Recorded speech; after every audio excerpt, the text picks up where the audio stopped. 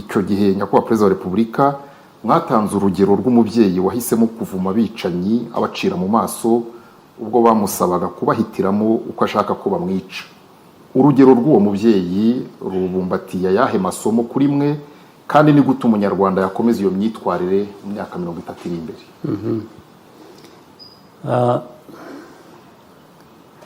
Hari ibintu bibiri mu masomo y'igihugu cyacu abanyarwanda barakwiye kuba bavanamo guhitamo ibyo bakora, ndetse ari byo biganisha ku cy'uwo mubyeyi wavumye bashaka kumwica bamuhitishamo uko bamwica. Icya mbere ni amateka yacu dusanganywe tuzi ya kera yanavuyemo no kwibohora, ibyo bikaba byarahindutse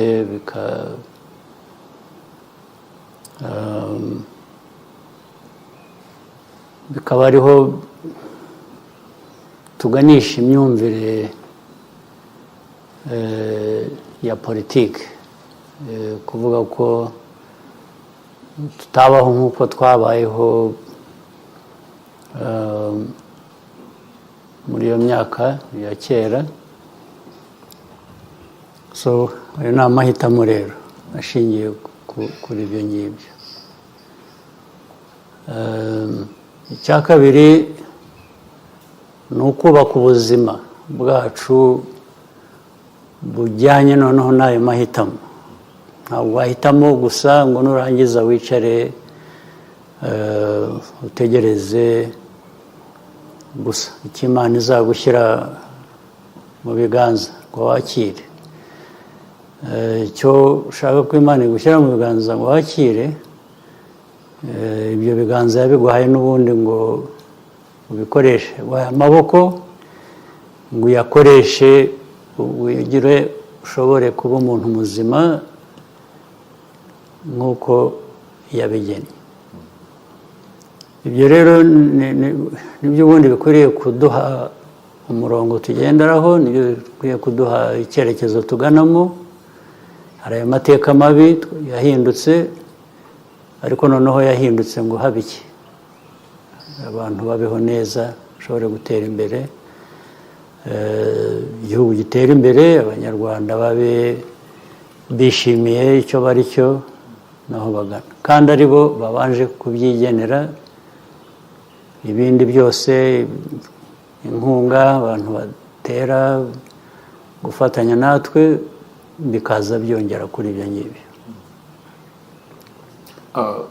Umuntu afashe n'urwo rugero, haba muri iyi myaka 30 hari aho noneho nk'igihugu nk'u Rwanda cyahuye no guhitishwamo mu buryo bisaba ko gihitamo ibinyuranye, ibibusanye n'ibyo abantu bashaka ko kinyuramo. Guhitamo abanyarwanda bahisemo kera niho havuye biriya navugaga byo kwibohora, ariko nyuma yabyo kubaka muri iyo nzira yo kwibohora bishingiyeho kuri ibyo, niho abantu bahura n'ibibazo ko hari benshi cyane cyane biturutse hanze, ndetse byubakira ku nabiturutse mu gihugu. Icyo mvuga ni ukuvuga ngo urebye ari amateka y'u Rwanda, aya mabi tuzi yo muri 1994, ntabwo ari abanyarwanda gusa, abanyarwanda ahubwo bashyizwe muri iyo nzira yo kwireba ko batandukanye, ndetse yo kwangana bishingiye aho, igihugu gihera aho ngaho kiradindira. Mu kwibohora rero icyo bivuze ni ukuvuga ngo aho twatangira iyo nzira turimo yo kwibohora, yo gukomeza gutera imbere mu gihugu, hari abo bitanezeza, bakwifuza ko tuguma tudindiye, dukennye, ari byo biduherana. Icyo gihe rero muri kwa kwibohora harimo ikitwibutsa ngo erega n'ubundi nitwe dukwiriye kwimenya, abandi baza bagira ibyo batubwira ko ari byo dukwiriye, ibyo bazajya babyibwira babibwira ababo cyangwa abahandi, ko twebwe tubyumva. Abo bandi ntabwo ari Imana yaturemye. baracyabivuga barabivuga n'ejo hazaza barabivuze, usibye hashize. Kuko icyo mvuga ni uko n'ejo uzabisanga, nibucya turabisanga. Isi niko iteye, tugomba kumenya isi turimo uko iteye, tukayifata uko imeze, ariko ntitwemere ibitugiraho ingaruka zitari nziza. yakoze nyakubahwa perezida wa repubulika. Umunyarwanda wa 2024 amaze kumenya adashidikanya ko u Rwanda rukwiye ibyiza, kuko birahari kandi aranabibona. Ingero twavuga nka stade Amahoro, amashanyarazi n'amazi hirya no hino mu gihugu mu baturage, imihanda ya kaburimbo n'indi itari kaburimbo ariko itunganije, mituelle de santé n'ibindi. Ibi rero byatumye nyakubahwa perezida wa repubulika uwo munyarwanda mwitegura kujya gusaba amajwi, umuntu yavuga ko yihagazeho, kuko arasaba byinshi kandi yamaze kubona ko bishoboka. Umuntu ntabwo yaba yibeshye nyakubahwa perezida wa repubulika avuze ko umuntu muhanganye muri uru rugendo twinjiramo rw'amatora ari mwebwe ubwanyu mu gushaka kugera ku birushijeho, ariko kandi n'imbogamizi igihugu gihura nazo zarahindutse, uhereye no kuba hari abumva twarageze iyo tujya, mukunda no kubigarukaho. Ni iki kuri mwe mwabwira uyu munyarwanda umaze kumenyera ko ibyiza byose abyemerewe kandi bishoboka? Ese yitege iki muri iyi myaka iri imbere kirenze ibyo mumaze kumugezaho? Icyo nabwira umunyarwanda cya mbere ni ukugira ngo tuvanemo ibidukomeza muri amateka y'igihe kitari kirekire gishize, bihereye ku byo tumaze kugeraho, tumaze gukora.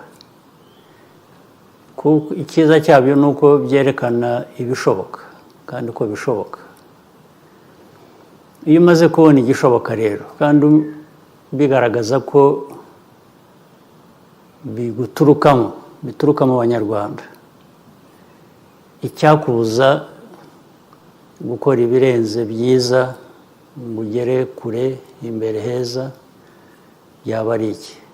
Ni ibintu byoroshye. Ni nko kwigisha umuntu umwereka urugero, wereka abantu urugero rw'ibishoboka, kandi ndetse bagizemo uruhare wenda batanazi cyangwa batumvaga, ukabereka uko babigizemo uruhare, uko aribo batumye bishoboka gutyo. Niyo haba haraturutse inyongera ziturutse mu mfashanyo, mu gutera inkunga guturuka hanze, ntibivanaho cya kindi wahereyeho cy'uko ari wowe biheraho. Ibyo rero ntabwo ari amakuru babwirwa gusa, ni ibyo babona noneho, kandi bibagiraho n'ingaruka mu gutera imbere mu buzima bwabo. Ibyo wavuze ari ibijyanye n'ubuzima, ari ibijyanye n'imyidagaduro, ari ibijyanye n'ibikorwa remezo bifasha muri siporo cyangwa iyo myidagaduro, ari ibijyanye n'imibereho isanzwe, ari ubuhinzi n'ubworozi, uko bitera imbere, uko abantu bashobora guhinga, korora, bakigaburira ndetse bagahahira amasoko yo hanze bakavanamo n'amafaranga. Ibyo n'ubundi niko bikwiriye kugenda, ndetse ntabwo turagera aho dukwiriye kuba twishimiye kuba turi, nubwo dutera intambwe. Niyo urebye ubukungu bakakubwira ko bukura, ari umwaka ushize birenze 8% cyangwa bigera mu 9%, abantu bashaka gukora, abantu bashaka kwihuta, abantu bashaka kugera kure, uguma wumva ko ibyo bidahagije. Niba ari 8 uravuga ngo ariko kuki bitabaye 9, kuki bitaba n'10, bitaba n'ibirenze, cyane cyane ubirebera ku bibazo biba bigihari byo kugira ngo bikemurwe. Niba ari amashanyarazi, nubwo wavuga ngo hirya no hino bigeze muri rusange 80% cyangwa se 70, hafi 77%, bigera muri 80%, uravuga ngo ariko hasigaye 23% aho bitaragera cyangwa abo bitarageraho, nabo bakwiriye kuba bibageraho. Hari aho tuzi mu bihugu, mu gihugu cyacu hirya mu ntara no mu turere hakiri aho nk'amashanyarazi ataragera. Iteka icyo tuba dutekereza ni ukuvuga ngo nahagomba kuhagera, kuko ntaho dushaka ko hasigara inyuma.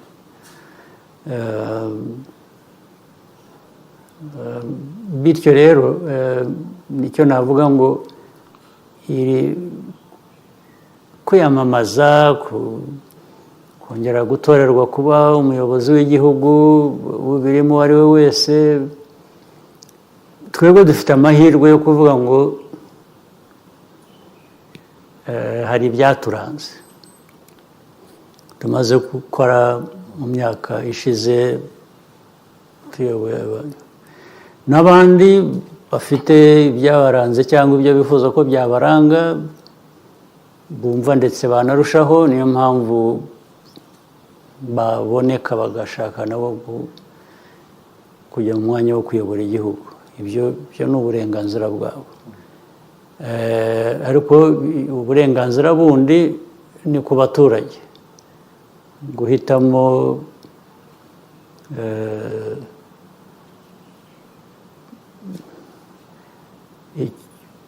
bishingiye ku cyo wabonye, ku cyo wagizemo uruhare.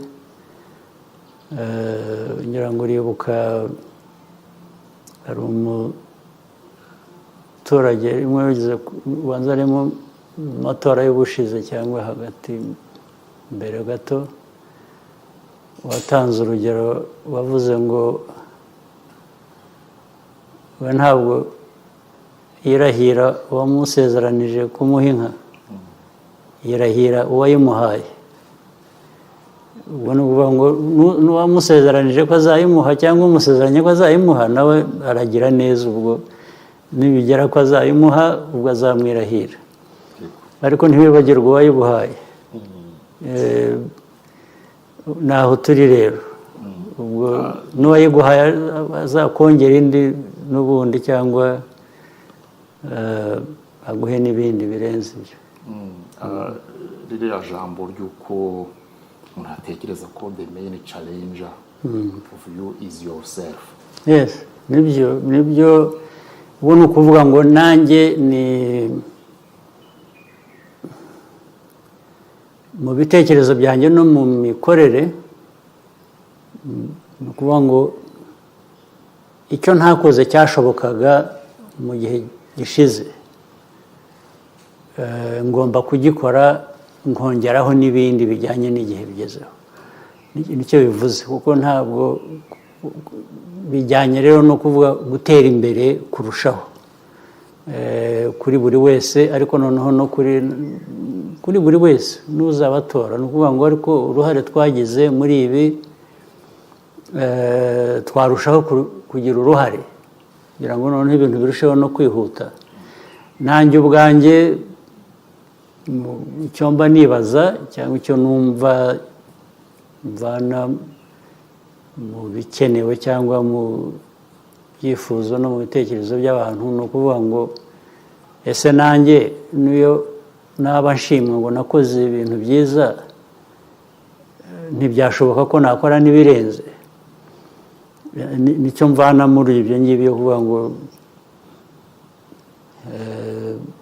mu ipiganwa ry'ubuyobozi ndi ku nshuro ebyiri kuko wenda ibyo hari ababariza urutizo ibya- hari abababaririza urutizo uko byaba bibarwa kose